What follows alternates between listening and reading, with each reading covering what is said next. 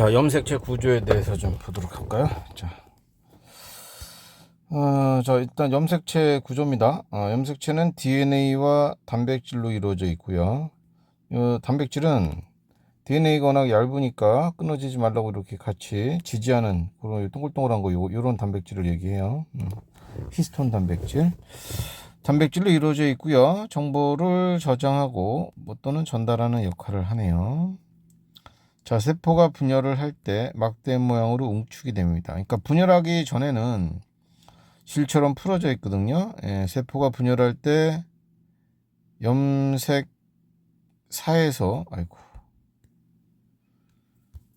분열이 일어날 때 웅축이 된다. 원래는 염색사로 그냥 풀어져 있어요. 그죠? 그게 염색체로 뭉치는 거예요. 왜 뭉치니? 뭉쳐 있어야 분열이 될 때 끊어지지가 않아요. 정보 손실이 없어요. 이거 보세요. DNA 너무 얇잖아요. 이렇게 돼 있는 놈은 분열할 때 끊어져요. 잘못하면. 그래서 이렇게 뭉쳐 있게 되면 분열할 때 덜 정보가 유실이 될 수 있죠. 정보 손실 방지. 자, 그 다음에 이번에 DNA 수많은 뉴클레오타이드 단위체죠. 인산당 염기 1대1대1. 자, 수많은 뉴클레오타이드가 결합하여 형성되는 폴리뉴클레오타이드 두 가닥이 나선 모양으로 꼬여있는 이중나선 구조 알고 계시죠? 정보를 저장하고 있는 부분을 DNA라고 부릅니다. 그래서 염색체는 결국에 이 DNA가 뭉쳐서 이제 만들어진 거죠. 쉽게 얘기하면. 자, 그러면 유전자, 유전 정보는 어디에 있니?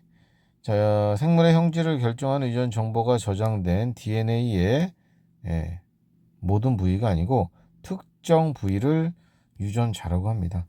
이 DNA의 특정한 부분, 여기 또는 여기 이런 식으로 정보가 없는 부분도 있단 말이죠.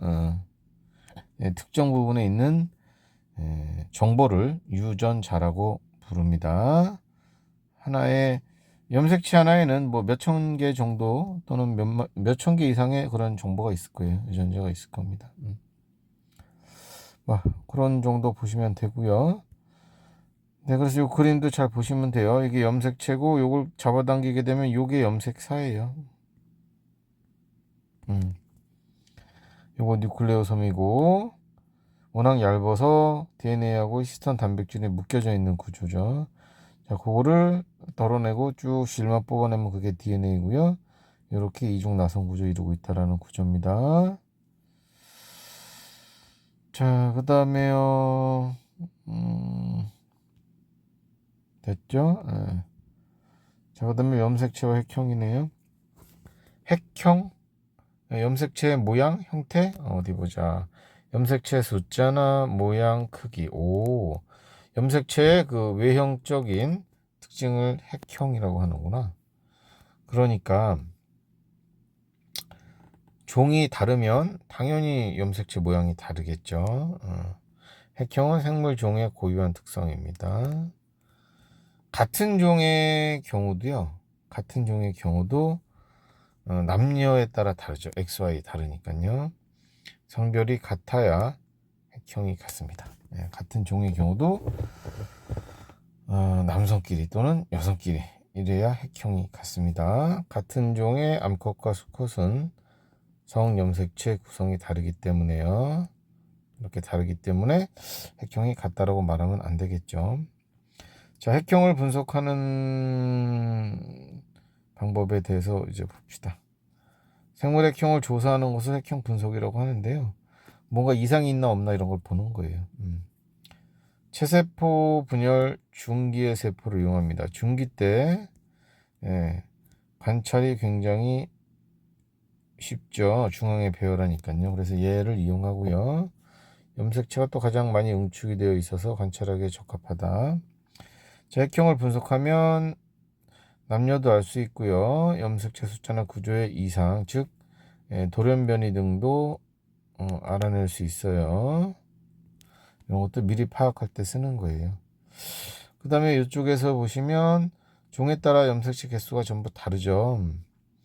염색체 개수가 개가 엄청나게 많네요. 여기서 얘기하는 건 염색체 숫자가 많다고 고등한 생물은 아니라는 거죠. 그렇군요. 넘어갑니다. 자, 사람의 염색체 46개가 있는데요. 엄마한테 하나, 아빠한테 하나, 이렇게 아빠한테 하나 이렇게 봤죠. 1번 여기 있는 것처럼 1번, 2번, 23번까지 있는데요. 하나는 아빠, 하나는 엄마 이런 식으로 준 거예요. 자, 그래서 총 46개가 있죠. 기본적으로 엄마 아빠한테 하나씩 받기 때문에 서로 이렇게 짝을 이루고 있어요. 그죠? 짝꿍이에요. 그죠? 이렇게 짝을 이루고 있는 걸 상동 염색체라고 합니다. 자, 한 쌍의 염색체를 얘기하고요. 부모에게서 물려받은 것이고요. 23쌍의 상동이 있습니다. 성염색체 포함해서 23쌍이네요. 그죠? 그 다음에 이 중에 1번에서 22번까지는 상염색체라고 한답니다. 남녀 공통. 마지막 23번이 성염색체인데요. 이거는 남성과 여성 성을 결정해주는 유전자입니다. XX는 여자, XY는 남자를 이룬답니다. 자, 그 다음에요. 염색체 모형을 이용해서 색형을 분석하기라고 돼 있죠. 이게 문제가 나오면 이 염색체 모양이 같은 것끼리 이제 짝을 맞춰 보는 거예요. 그게 쌍으로 돼 있는지. 쌍으로 안 돼 있으면 뭐 감수 분열된 결과 n으로 존재한다고 얘기하셔야 되는 거고, 쌍으로 존재해요. 개수가 떨어져 있는데 같은 게 있어요. 막 그림에 일부러 떨어뜨려 놓죠. 뭐 이런 식으로. 얘랑 같네, 얘랑 같네, 뭐 이렇게 찾아서 EN으로 놓으셔야 되는 거예요. 같은 게 없으면 N으로 놓으셔야 되고요. 그렇습니다. 그 다음에 XY에서는 X는 크고 Y는 무조건 어때요? 짧아요. 짧은 놈이 Y야, 긴 놈이 X고, 그렇게 구별하시면 되고. 그 다음에 핵상은요, 염색체, 세포 안에 들어있는 염색체의 상대적인 수이다 라고 되어 있는데, 이게 뭔 소리냐면 상동 염색체가 쌍을 이루고 있잖아. 몇 개가 한 쌍이냐? 쌍을 이루고 있어요. 몇 개가 한 쌍이야? 두 개가요. 2n. 쌍을 이루기 있지 않아요. 정자나 난자 같은 경우 감수 분열하고 나면은 그럼 n이죠. 자, 그래서 만약에 세 개가 한 쌍을 이루면 3n이에요. 인공적으로 이렇게 만들기도 해요. 자, 그래서 핵상은 몇 개가 한 쌍이냐라는 겁니다. 몇 개가 한 쌍이냐?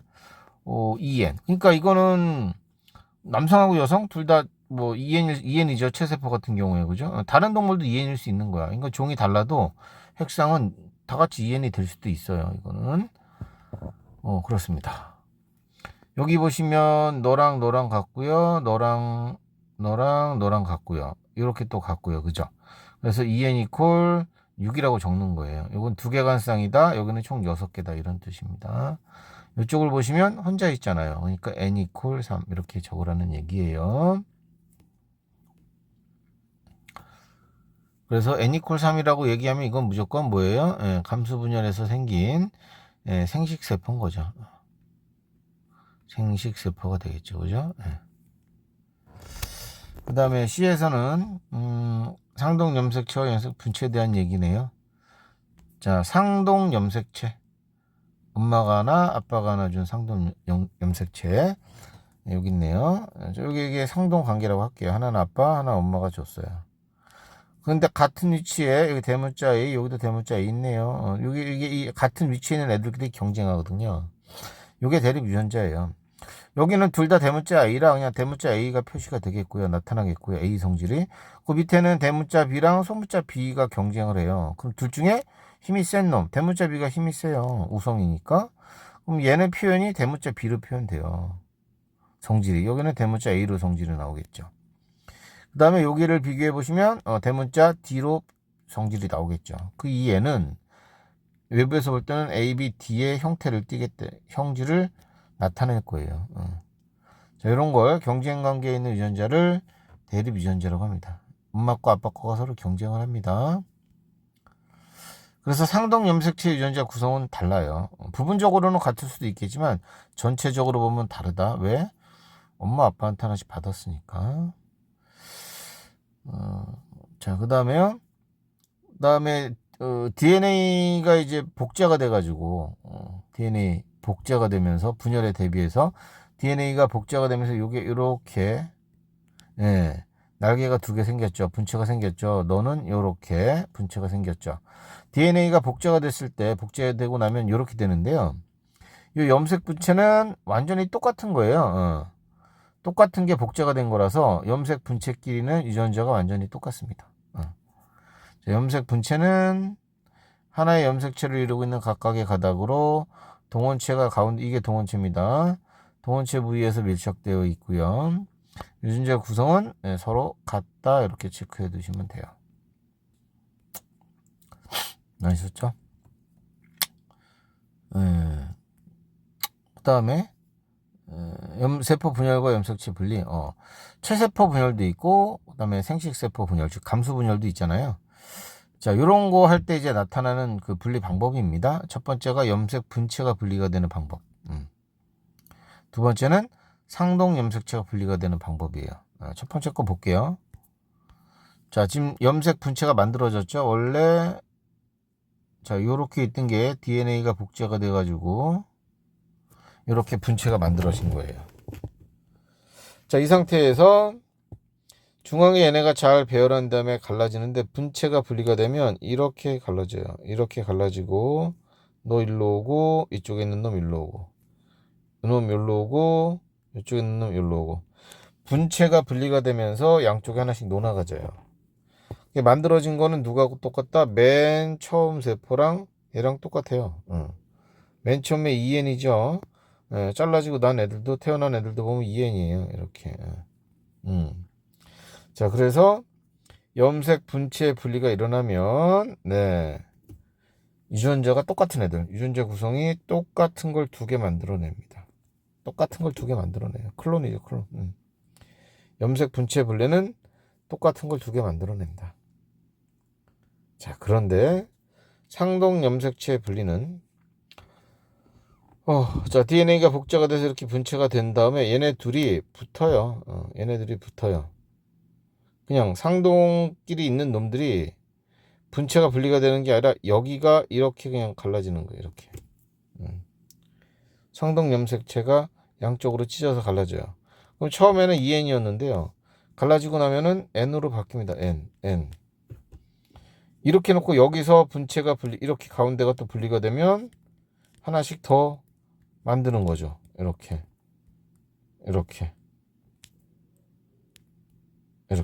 똑같이 N으로. 날개가 잘라지면서 염색체는 N이고요. DNA 양만 반으로 줄어요. 이렇게. 그러니까 요거는 주로 요 상동 염색체 분리는 감수 1분열에서 일어납니다. 감수 1분열에서 이런 분열을 해요. 이거는 다음 강에서 또 자세히 배우겠죠. 자, 그래서 어쨌든 세포 분리의 방법은 염색 분체도 있고요. 상동 염색체 분리 방법도 있는데, 상동 염색체 분리가 일어날 때는 형성된 딸세포 2개 핵상은 EN에서 뭐로 바뀐다? N으로 바뀝니다. 자, EN에서 N으로 바뀌고, 핵상이 N인 세포에서는 대립 유전자가 쌍을 이루지 않는다. 혼자 있으니까 대립 유전자가 없겠죠. 그렇습니다. 여기까지입니다. 염색체 간단히 한번 보시면 되겠습니다. 고생하셨습니다.